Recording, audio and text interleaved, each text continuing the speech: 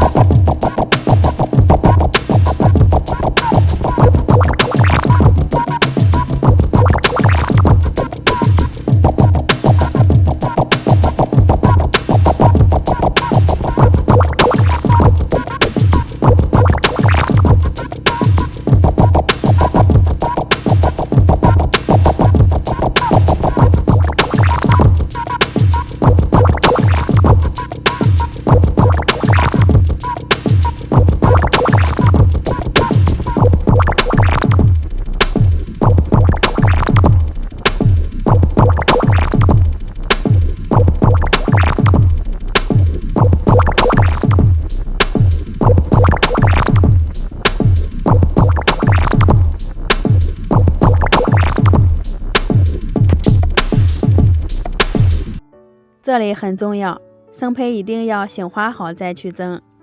蒸好的花卷不暄软、塌陷，都是醒不到位造成的。